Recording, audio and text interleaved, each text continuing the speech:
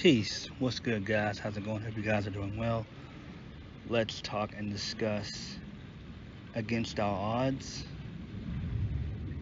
for July the 1st, 2022. This was an okay Impact Plus event. Nothing really generally happened that you wouldn't see on a regular episode of Impact outside of the Clockwork Orange House of Fun match involving Moose and Sami Callahan.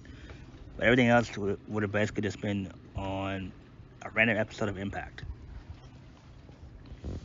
But this was okay here. Impact had a really good production value this time. But they still need to work on their camera work and get done starting angles. So let's go ahead and get started with this, shall we? We kicked the show off, first match of the night.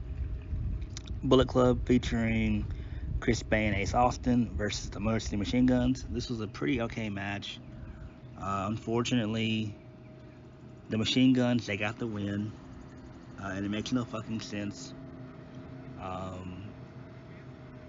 The Motor City Machine Guns, I'm kind of over them. You know, I like them. I'm not against them, but I'm kind of over them. You know, like there's no reason for Ace Austin and Chris Bay to lose. There's no reason. Like, to me, that's a bunch of bullshit. I gave it a 2 out of 5. Then we had Mia Yim and Mickie James versus Deonna Purrazzo and Chelsea Green. Green and Purrazzo to pick up the win. They do a double team move. I gave that a 2 out of 5. It was alright.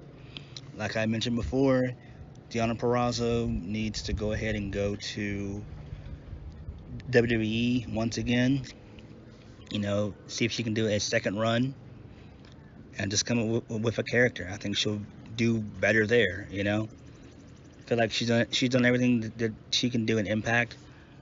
Although she wants tag team gold, it kind of seems like, you know, they're going to turn Purrazzo and Green into go after the tag team championships, which is fine with me. Next we had Trey Miguel versus Mike Bailey for the Impact X Division Championship. This is a pretty decent match. They both played on the leg of one another. So Mike Bailey was dealing with his left leg. Trey was dealing with his right leg. So they told kind of a mini story there. Some pretty cool spots, you know. And then Bailey, he wins with the Flamingo Driver. So, which is pretty cool. I gave that a 2 out of 5. I said this before, I say it again. I'll continue to say it. Move Trey Miguel in the fucking main event scene. It's time. Put Trey Miguel in the main event scene. Put him there. It's time. Put him in the damn title picture. Please. We've got to do something with Trey Miguel. Trey Miguel lost. His character seems directionless. They've got to figure something out with him. Put him in a feud, something. He's got to do something worthwhile. He needs to be in that main event scene. He's got to be.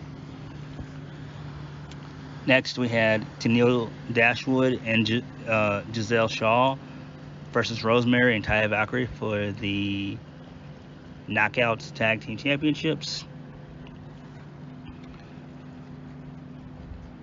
Taya wins via roll-up. I fucking despise roll-ups. You guys know this. 1 out of 5. Moving on. Honor No More, featuring Mike Bennett, PCO, Eddie Edwards, Kenny King, and Matt Taven. So earlier in the night, Honor No More cut a promo. Eddie basically was about to kick out and ban PCO from the match, but Vincent stood up. He cut a good little promo saying, nah, man, PCO's got our back. He's down for us.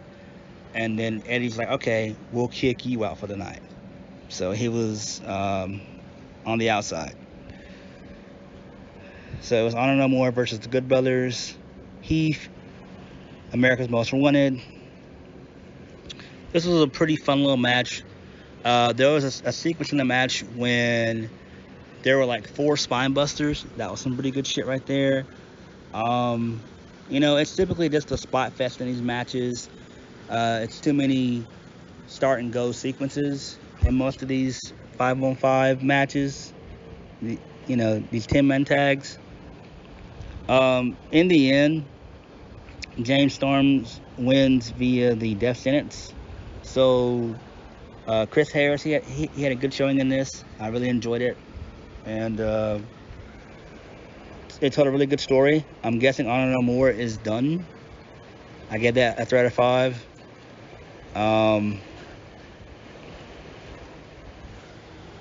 You know, it sucks that Honor No More is basically done. Then later on, Heath cut a promo saying that he's going to go after all the members and get rid of Honor No More. So it seems like they're done with the Honor No More storyline, it seems like. I don't know when it'll officially come to an end. We all know that PCO's contract is up in October. So they don't have a ton of time. At best, 3 months. I don't know when in October. If I had to predict, I would say probably about the middle part of October. So they don't have a whole bunch of time. But Honor No More, their days are basically pretty much numbered. Moving on. Moose versus Sami Callahan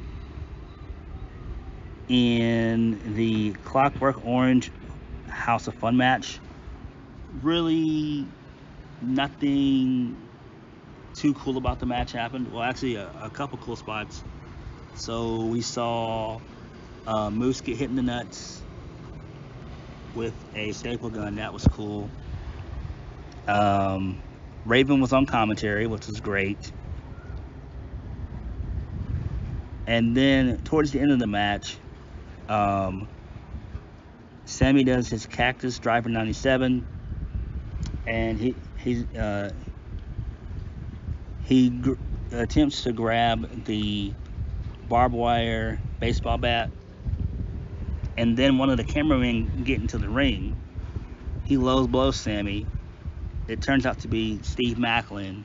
Steve Maclin whacks him in the head with the barbed wire baseball bat, and Moose hits a spear and pins Sami for the 1-2-3. I gave that a 3 out of 5. It's interesting to see where it goes. We'll more than likely get a explanation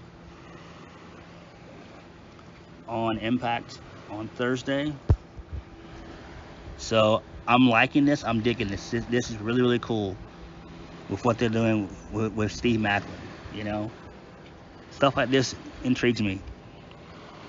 Then we had Tasha Steelz versus Jordan Grace for the Impact Knockouts Championship. Jordan Grace wins via the Grace Driver for the 1-2-3. I gave that a 2 out of 5. And then the main event, Joe Dowring versus Josh Alexander for the Impact Championship, for the Impact World Championship. This was a pretty okay little match. Joe dominated like 85% of the match, and then Alexander was able to come back. Then he was able to lock in the C4 spike power driver for the 3. Then he celebrates, and then we go out the air. I gave that a 3 out of 5. I was kind of disappointed that Eric Young was not there. I'm guessing Eric Young probably will make an appearance on Thursday. I'm guessing, because what else is there for Alexander to do right now? you know, they got to do something with Alexander. They have to. Eric Young missing since the anniversary. Not a. It's actually a pretty cool look. It's only a good look if they're going to bring in more members and get rid of Diener, and that's it. You know, if they get rid of Diener and bring in Big Damo and Samuel Shaw, you know, that would be a great Violent by Design, in my opinion. But all in all, the show was okay. It was all right. You know, nothing too special. But, you know, it was just there. It was just an Impact Plus event. So on that note, thank you guys for watching. Please hit the like button, comment down below, and subscribe to my videos. I'll catch you guys later. Peace.